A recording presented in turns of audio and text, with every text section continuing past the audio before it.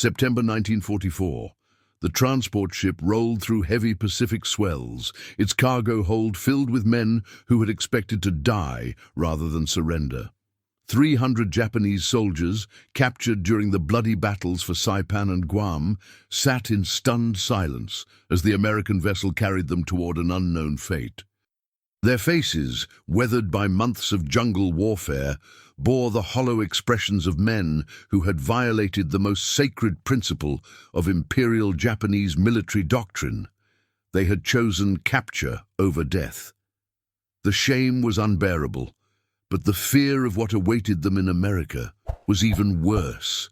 They had been taught that democratic nations were weak, decadent societies that would torture and humiliate their prisoners. They prepared themselves for brutality. The journey to the mainland lasted 2 weeks, during which the prisoners spoke little and ate less. Many refused American food, convinced it was poisoned or deliberately contaminated to weaken them further. Others whispered prayers to ancestors they believed they had dishonored by surviving when they should have died for the emperor. American guards, following strict Geneva Convention protocols, provided adequate food, medical care, and basic necessities.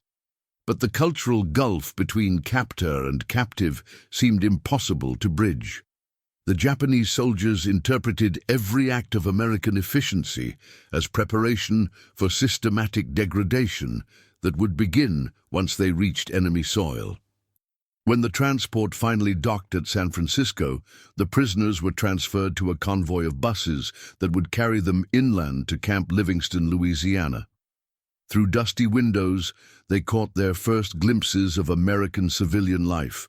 Children playing in yards, families shopping at stores, people moving freely without military supervision or ideological surveillance.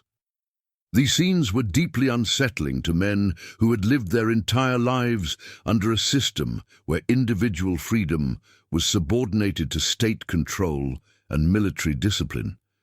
They saw abundance where they expected deprivation, normalcy where they anticipated the regimentation of a nation totally mobilized for war.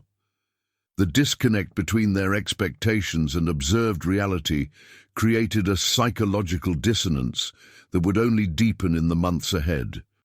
The buses passed through small towns where American flags flew from porches and church spires rose above tree-lined streets. Some prisoners noticed the crosses atop those churches and wondered what role religion played in American society. In Japan, spiritual practice had been increasingly subordinated to state ideology, with traditional Buddhism and Shintoism modified to support imperial ambitions and military conquest. The idea that religion could exist independently of government control was foreign to their experience, yet here they observed evidence of spiritual life that seemed to flourish without official oversight or ideological constraint. But what would happen when these men saw their captors praying at their side? Imperial Japan's military culture had been built upon principles that made surrender not merely shameful, but literally unthinkable for properly indoctrinated soldiers. The Bushido Code, as interpreted by Japan's military leadership, demanded death before dishonor, with capture representing the ultimate violation of duty to emperor and ancestors. Japanese military training included specific indoctrination designed to prevent surrender under any circumstances, teaching soldiers that enemy capture meant torture, humiliation, and eventual execution after prolonged suffering. This psychological conditioning was reinforced by propaganda depicting Allied forces as brutal savages who showed no mercy to prisoners and violated every principle of honorable warfare. The reality of Japanese expectations about American prisoner treatment was shaped by their own military's behavior toward captured enemies and by deliberate misinformation campaigns designed to prevent defection or surrender. Japanese forces in the Pacific had demonstrated consistent brutality toward Allied prisoners, with systematic starvation, medical experimentation, forced labor, and execution being common features of imperial military administration of prison camps. Japanese officers naturally assumed that American forces would respond with similar or greater brutality, creating a psychological framework where capture represented not just military defeat, but inevitable personal destruction through systematic torture and degradation. American military doctrine regarding prisoner treatment was fundamentally different, based on Geneva Convention obligations, Christian humanitarian principles, and practical considerations about intelligence gathering and post-war reconstruction. The United States maintained strict policies requiring humane treatment of all prisoners regardless of their nationality or the circumstances of their capture. This approach reflected both legal obligations under international law and cultural values that emphasized individual dignity, religious freedom, and the possibility of redemption, even for enemies. American camp administrators were specifically trained to maintain security while providing conditions that met international standards for prisoner welfare. Camp Livingston, Louisiana, represented the American approach to prisoner administration, secure but humane facilities designed to house enemy soldiers while maintaining their basic human dignity and rights. The camp covered several thousand acres of pine forest and agricultural land, with barracks, medical facilities, recreational areas, and workshops where prisoners could engage in productive labor. Most significantly, the camp included religious facilities, chapels, meditation spaces, and areas designated for various forms of spiritual practice. American administrators understood that allowing prisoners to maintain their religious beliefs and practices was both a legal requirement and a practical necessity for maintaining order and morale within the camp population. The cultural shock experienced by Japanese prisoners began immediately upon their arrival at American facilities, as they encountered treatment that contradicted everything they had been taught about democratic societies and enemy behavior. Instead of torture chambers and starvation rations, they found clean barracks with adequate food, medical care, and recreational opportunities. Rather than guards who viewed them with hatred and contempt, they met American soldiers who treated them with professional courtesy and basic human respect.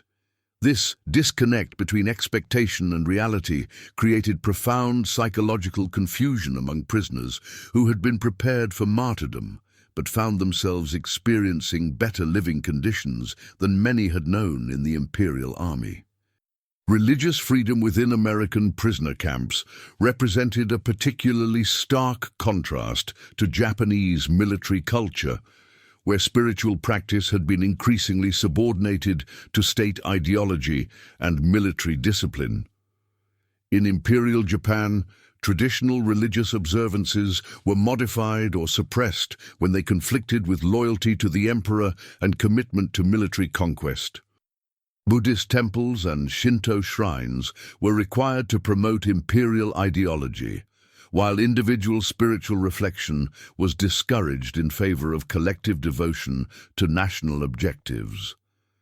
The concept that prisoners of war would be permitted to maintain their religious beliefs and practices was foreign to Japanese military culture and incomprehensible within their understanding of enemy behavior. American camp administrators made deliberate efforts to accommodate the religious needs of Japanese prisoners, viewing this as both a legal obligation and a practical tool for maintaining camp stability and prisoner cooperation. Buddhist priests among the prisoners were permitted to conduct services, meditation sessions were allowed in designated areas, and traditional ceremonies were accommodated whenever possible within security constraints. This policy reflected American cultural values about religious tolerance and individual conscience, but it also served strategic purposes by reducing prisoner desperation and creating opportunities for intelligence gathering through informal interactions between guards and prisoners. The Geneva Convention obligations that governed American prisoner treatment were taken seriously by military administrators who understood that maintaining international legal standards served both moral and practical purposes. Proper treatment of enemy prisoners encouraged surrender by removing fear of torture or execution, potentially saving American lives by reducing enemy resistance. More importantly, adherence to international law maintained American moral authority and provided protection for American prisoners held by enemy forces. This principle was especially important in the Pacific Theater, where Japanese treatment of Allied prisoners was notoriously brutal and where reciprocal treatment might influence enemy behavior. The psychological warfare implications of humane prisoner treatment were well understood by American intelligence services, who recognized that former prisoners could become valuable assets in post-war reconstruction efforts. Japanese prisoners who experienced fair treatment and observed American democratic values would return to Japan with first-hand knowledge that contradicted wartime propaganda about Allied brutality and Western decadence. This psychological impact could contribute to post-war reconciliation and reconstruction by creating a cadre of Japanese citizens who understood that American society was not the barbaric enemy portrayed by imperial propaganda. The contrast between Japanese military indoctrination and American prisoner camp reality created opportunities for cultural exchange and mutual understanding that would have been impossible under normal wartime conditions. Japanese prisoners, isolated from their military hierarchy and imperial ideology, could observe American behavior and values without the filter of propaganda or military discipline. American guards, meanwhile, encountered individual Japanese soldiers as human beings rather than faceless enemies, creating possibilities for recognition of shared humanity across cultural and linguistic barriers that separated the combatants.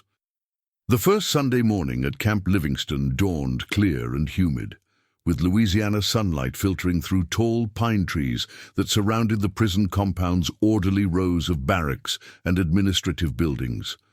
Japanese prisoners, still adjusting to their new environment after days of travel and processing, heard an unfamiliar sound echoing across the camp, the ringing of a bell from the small wooden chapel that stood at the center of the facility.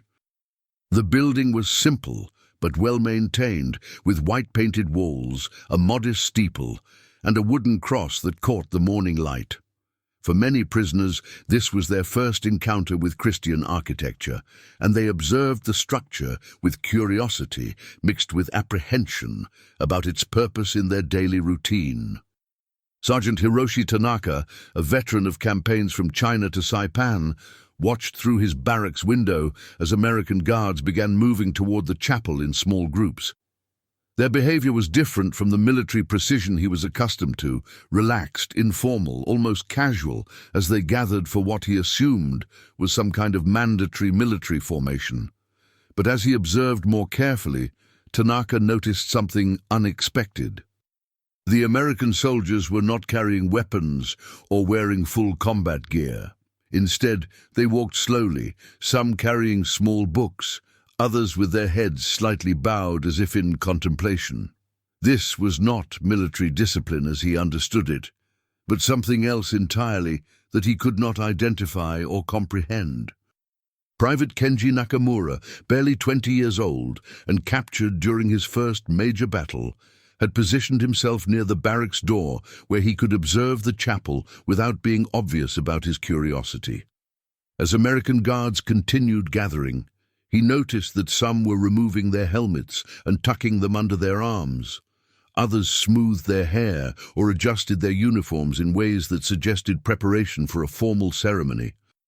But what struck him most powerfully was the expression on their faces, serious but peaceful, focused but not tense.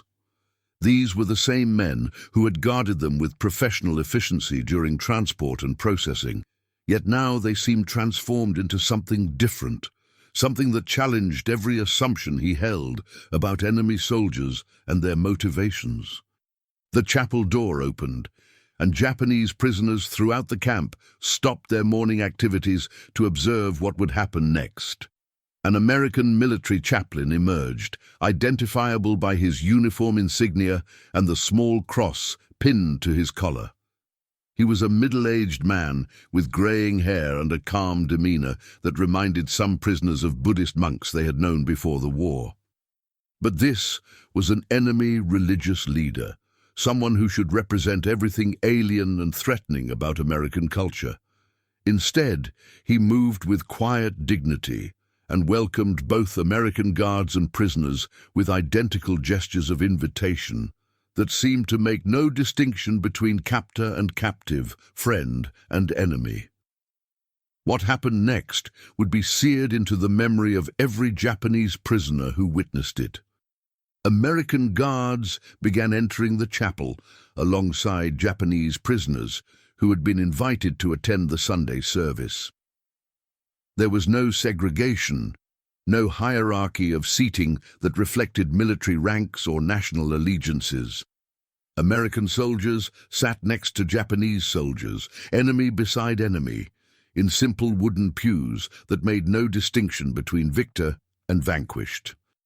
The sight was so unprecedented, so contrary to everything the prisoners had been taught about military protocol and enemy behavior, that many stood frozen in disbelief at what they were witnessing. Inside the chapel, the ceremony began with hymn singing that created another layer of cultural shock for Japanese observers. American voices, raised in harmony, filled the simple building with music that was foreign, yet somehow familiar in its spiritual intensity.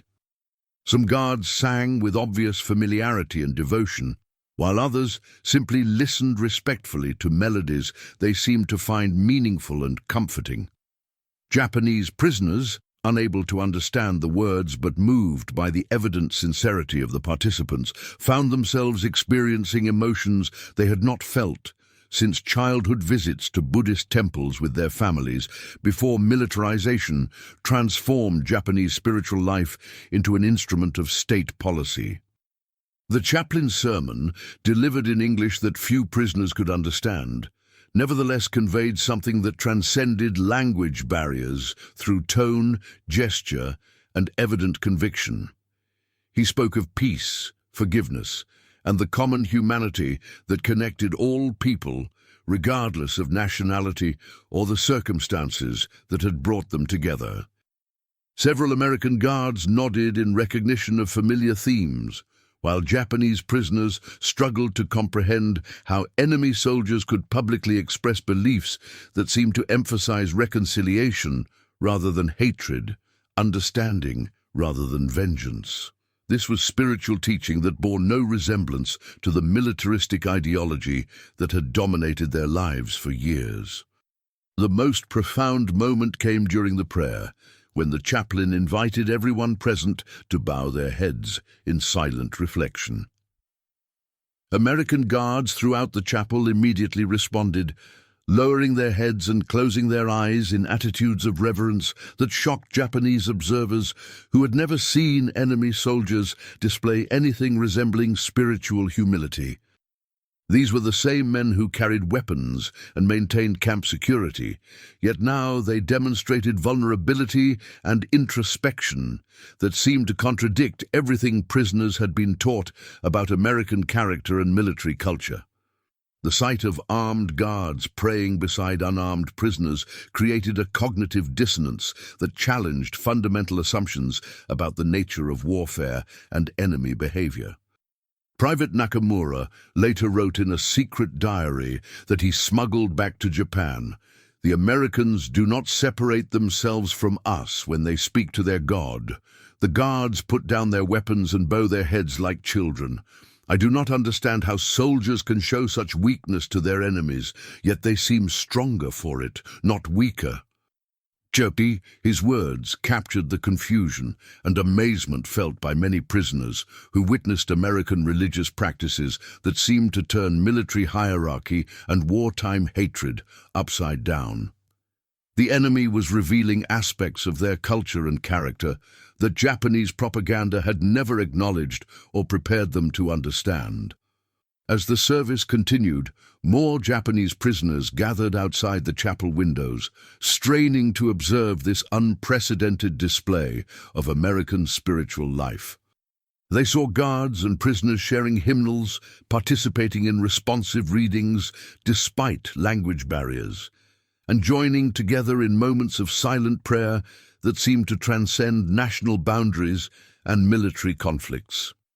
Some prisoners began whispering among themselves, trying to make sense of what they were witnessing. "Are they trying to convert us?" asked one. "Is this some kind of psychological warfare?" wondered another. But most simply watched in silent amazement as their captors demonstrated a form of spiritual practice that was entirely foreign to their experience, yet somehow deeply moving. The service concluded with a final hymn and benediction that left both American guards and Japanese prisoners in contemplative silence. As participants began leaving the chapel, there were brief moments of eye contact between former enemies who had shared something unexpected and profound. American soldiers nodded politely to Japanese prisoners, who responded with small bows of acknowledgement that reflected their cultural training, but also genuine respect for what they had witnessed. The formal military relationship between guard and prisoner remained intact, but something had changed in the human dynamic that connected these men across the barriers of language, culture, and warfare. Word of the Sunday service spread rapidly through the prisoner population, creating intense discussion and debate about American religious practices and their implications for understanding enemy character. Some prisoners remained suspicious, convinced that the religious ceremony was sophisticated propaganda designed to weaken their resistance and loyalty to the emperor. Others were genuinely moved by the spiritual sincerity they had observed and began asking questions about Christian beliefs and practices. But all were forced to confront the reality that their captors possessed spiritual dimensions that Japanese military indoctrination had never acknowledged or prepared them to encounter.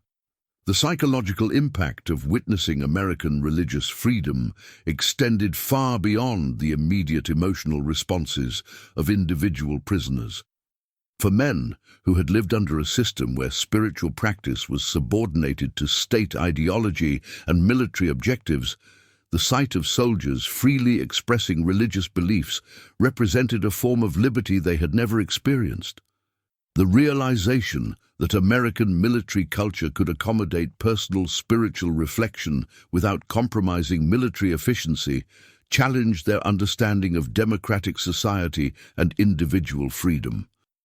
This was not the weak, decadent enemy portrayed by imperial propaganda, but something far more complex and potentially threatening to Japanese assumptions about cultural and military superiority.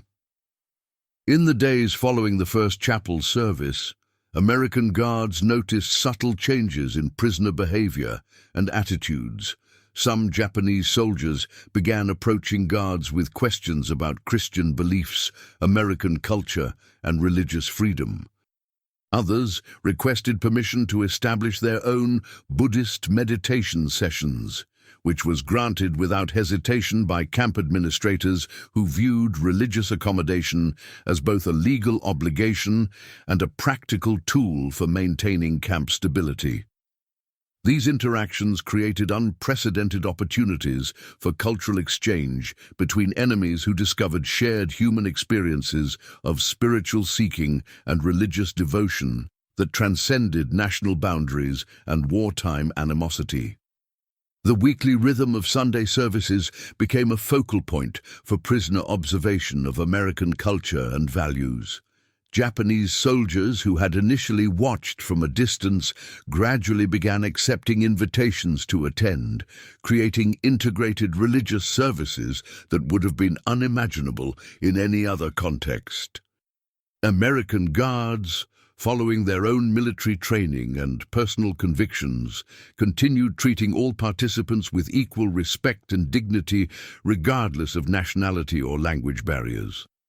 This consistent behavior over weeks and months convinced even skeptical prisoners that American religious tolerance was genuine rather than calculated propaganda, creating the foundation for post-war understanding and reconciliation that would surprise observers on both sides of the Pacific.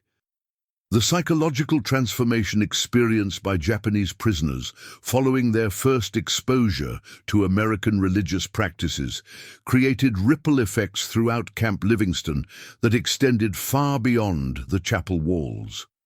Within days of the initial Sunday service, prisoner discussions in the barracks had shifted from fearful speculation about torture and execution to confused attempts to understand American culture and values. Men who had expected to die in captivity found themselves grappling with evidence that their captors possessed moral and spiritual dimensions that contradicted everything they had been taught about democratic societies and enemy character. This cognitive dissonance forced fundamental reassessment of assumptions that had shaped their worldview since childhood. Letters written by prisoners to families in Japan, though heavily censored by both American and Japanese authorities, began including cryptic references to unexpected treatment and surprising discoveries about American behavior. Private Nakamura wrote to his mother in carefully coded language, "The guards here are not as we were told. They show respect for things we thought they would mock. Their treatment of us brings no shame, only confusion about what we believed." These messages, when they reached Japan, created their own form of psychological impact among civilians who had been told that capture by Americans meant certain torture and death. The mere fact that letters were arriving at all contradicted official propaganda about enemy brutality. Camp administrators noticed significant changes in prisoner cooperation and morale as religious accommodation policies took effect throughout the facility. Japanese soldiers who had initially refused to participate in work details or recreational activities began volunteering for camp maintenance projects, agricultural work, and even construction of additional religious facilities. This behavioral shift reflected not only improved morale, but also growing respect for American fairness and consistency in treatment. Prisoners who had expected arbitrary cruelty found instead a system of rules that applied equally to guards and prisoners, creating predictability and security that allowed them to focus on adaptation rather than survival. The integration of religious observance between American guards and Japanese prisoners created unprecedented opportunities for cultural exchange that neither side had anticipated. Guards who spoke some Japanese began explaining Christian concepts to curious prisoners, while Japanese soldiers shared Buddhist and Shinto traditions with Americans who showed genuine interest in understanding their spiritual beliefs. These conversations, initially awkward and limited by language barriers, gradually developed into meaningful exchanges about faith, family, and personal values that transcended national boundaries and military conflicts. Some American soldiers reported to their families that they had learned more about Japanese culture from prisoner conversations than from years of military intelligence briefings. The medical staff at Camp Livingston documented significant improvements in prisoner physical and psychological health following the establishment of regular religious observances and cultural exchange programs. Depression, anxiety, and psychosomatic illnesses that had been common among newly arrived prisoners decreased markedly as spiritual needs were accommodated and cultural identity was respected rather than suppressed. Japanese prisoners who had been refusing medical treatment began cooperating with American doctors and nurses, creating opportunities for better health care and faster recovery from combat-related injuries and diseases. This improvement in medical cooperation saved lives and reduced suffering on both sides of the cultural divide. American guards and administrative personnel experienced their own form of psychological impact as they observed prisoner responses to religious freedom and cultural accommodation. Many soldiers reported in letters home that interacting with Japanese prisoners as human beings, rather than faceless enemies, had changed their understanding of the war and their opponents. Sergeant William Thompson wrote to his wife, "These men are not the monsters we thought. They have families, beliefs, and hopes just like us. It makes you think about what this war has done to all of us." This humanization of the enemy had profound implications for post-war attitudes and the possibility of reconciliation between former combatants. The success of religious accommodation at Camp Livingston attracted attention from military intelligence services, who recognized the strategic value of humane prisoner treatment for both immediate operational benefits and long-term post-war objectives. Intelligence reports noted that prisoners who experienced respectful treatment were more likely to provide useful information about Japanese military capabilities, troop movements, and strategic planning. More significantly, these prisoners would return to Japan after the war with first-hand knowledge of American values and democratic principles that could contribute to post-war reconstruction and democratization efforts. The psychological warfare implications of kindness proved more effective than coercion in achieving strategic objectives. Camp Livingston's integrated religious services began attracting visitors from other military facilities and civilian organizations interested in observing this unprecedented experiment in enemy prisoner treatment.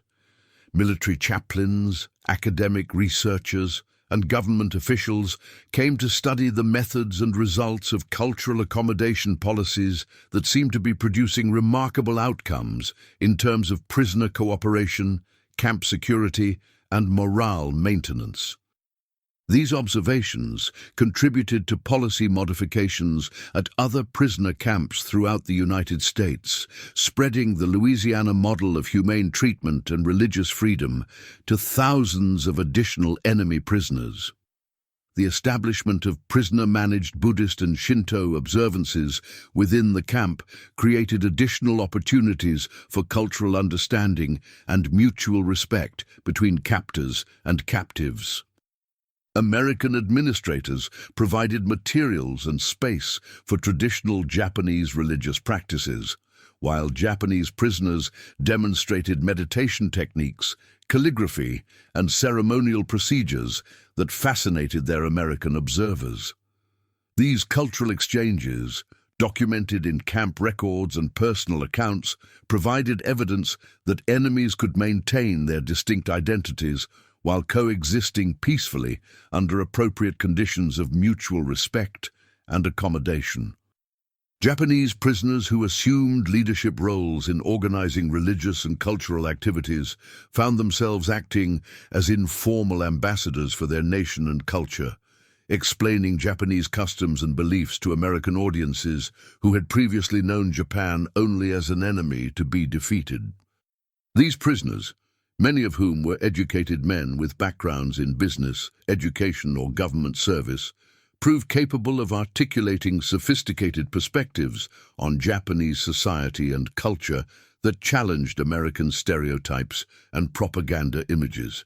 Their effectiveness in this role contributed to growing American understanding of Japan as a complex civilization rather than a monolithic enemy. The long-term implications of the Camp Livingston religious integration experiment extended far beyond the immediate wartime context, establishing precedents and relationships that would influence post-war reconstruction efforts and diplomatic relations between former enemies. American soldiers who had positive experiences with Japanese prisoners carried those memories into post-war civilian life, creating a foundation for understanding and cooperation that would prove valuable during the occupation of Japan and subsequent alliance development. Similarly, Japanese prisoners who experienced American fairness and religious tolerance returned to their homeland with knowledge that would contribute to acceptance of democratic reforms and partnership with former enemies. The American approach to prisoner treatment during World War II represented a strategic application of psychological warfare principles that recognized humane treatment as both a moral obligation and a practical tool for achieving military and political objectives.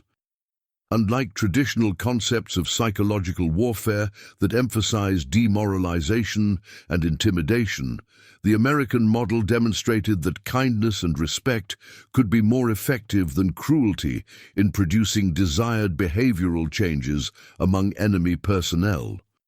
This approach was based on understanding that prisoners who experienced fair treatment would be more likely to provide intelligence information, cooperate with camp administration, and potentially serve as assets in post-war reconstruction efforts. The Geneva Convention obligations that governed American prisoner treatment were implemented through systematic policies and procedures that ensured consistent application across all military facilities housing enemy personnel. These policies were not simply legal requirements, but strategic investments in post-war relationships and international reputation that would prove valuable in achieving broader war aims beyond immediate military victory. American adherence to international law demonstrated to neutral nations and potential allies that democratic societies could maintain moral standards even under the extreme pressures of total war, providing evidence of cultural superiority that complemented military and industrial advantages. The integration of religious accommodation into prisoner camp administration represented a sophisticated understanding of cultural psychology that recognized spiritual needs as fundamental human requirements that transcended national boundaries and political ideologies. American administrators understood that allowing prisoners to maintain their religious beliefs and practices served multiple strategic purposes. It reduced despair and psychological breakdown that could lead to camp management problems. It demonstrated American commitment to religious freedom as a core democratic value, and it created opportunities for intelligence gathering through informal interactions between guards and prisoners during religious observances. The contrast between American and Japanese prisoner treatment policies revealed fundamental differences in strategic thinking about the role of brutality versus humanity in achieving military objectives. While Japanese forces consistently employed torture, starvation, and execution as tools for controlling Allied prisoners, American forces discovered that humane treatment produced better results in terms of intelligence gathering, prisoner cooperation, and international reputation. This difference reflected deeper cultural and political distinctions between democratic and authoritarian approaches to human relationships and social control that would prove decisive in post-war reconstruction and alliance building. American military intelligence services recognized that former prisoners who had experienced humane treatment would return to their home countries as potentially valuable assets in post-war political and economic relationships. Japanese prisoners who had observed American democratic values and religious freedom firsthand would carry knowledge back to Japan that could counteract years of propaganda about Western decadence and brutality. This psychological investment in former enemies represented a long-term strategic vision that extended beyond immediate military victory to encompass post-war reconstruction, democratization, and alliance development that would prove crucial in Cold War competition with the Soviet Union.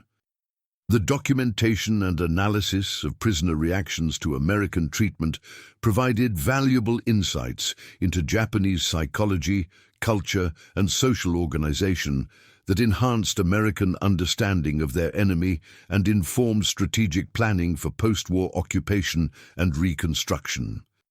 Military psychologists and intelligence analysts studied prisoner behavior, attitudes, and cultural responses to develop more effective approaches to Japanese society that would facilitate democratic reforms and cooperation with occupation authorities. This research contributed to the successful transformation of Japan from enemy to ally in the post-war period, demonstrating the strategic value of cultural understanding and humane treatment. The success of religious accommodation policies at American prisoner camps influenced broader military doctrine about the role of cultural sensitivity and psychological factors in achieving strategic objectives. Military planners recognized that understanding enemy culture and respecting human dignity could be more effective than traditional approaches based on intimidation and coercion. This insight contributed to the development of more sophisticated approaches to military occupation, nation building, and alliance development that would characterize American foreign policy throughout the Cold War period and beyond. The establishment of integrated religious services between American guards and Japanese prisoners created a model for cross-cultural cooperation that demonstrated the possibility of peaceful coexistence between former enemies under appropriate conditions of mutual respect and accommodation. This model influenced post-war policies toward occupied Japan, where American authorities encouraged religious freedom and cultural preservation while promoting democratic reforms and Western values. The success of this approach contributed to Japan's rapid transformation from occupied territory to strategic ally in the Pacific region. The systematic study of prisoner responses to humane treatment provided empirical evidence for theories about human behavior, social psychology, and cultural change that influenced academic research and policy development in multiple fields. Social scientists, psychologists, and political theorists analyzed the Camp Livingston experiment and similar programs to understand how cultural contact, religious accommodation, and humane treatment could produce attitude changes and behavioral modifications that served strategic objectives while maintaining moral standards. This research contributed to more effective approaches to international relations, cultural diplomacy, and conflict resolution that extended far beyond military applications. The profound irony of Camp Livingston lay not in the surprising humanity displayed by American guards toward their Japanese prisoners, but in the revelation that such humanity could itself become a weapon more powerful than any artillery shell or strategic bombing campaign. In a war characterized by unprecedented brutality and technological destruction, the simple act of allowing former enemies to pray together created psychological impacts that would resonate far beyond the barbed wire perimeters of Louisiana pine forests.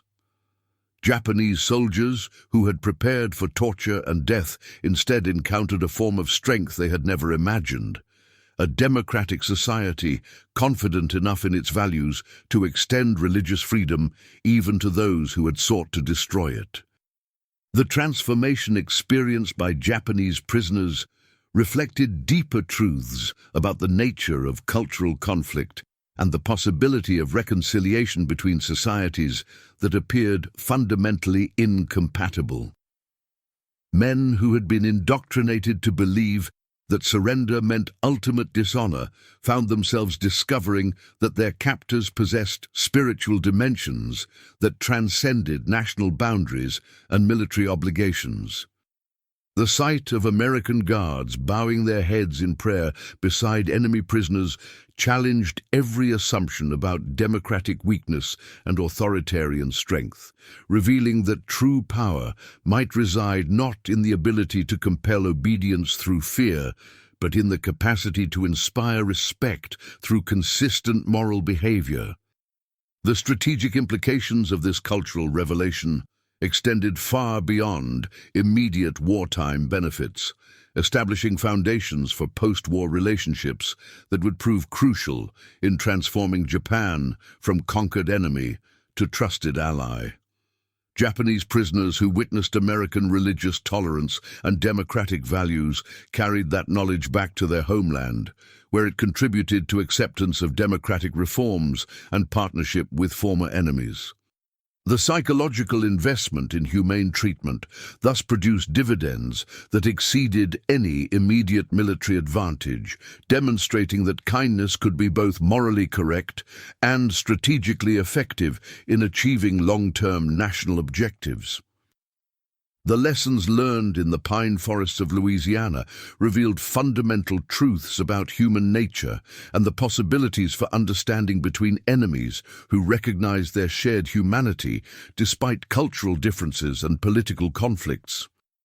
In a world torn apart by ideological warfare and racial hatred, the simple act of shared prayer demonstrated that spiritual common ground could exist even between the most bitter opponents. These moments of recognition, documented in letters and diaries that survived the war, provided evidence that reconciliation was possible even after the most devastating conflicts, when both sides were willing to acknowledge their common humanity and spiritual needs. If you want more untold stories of World War II, subscribe now to WW2 Secret Archives, where history's darkest secrets are revealed.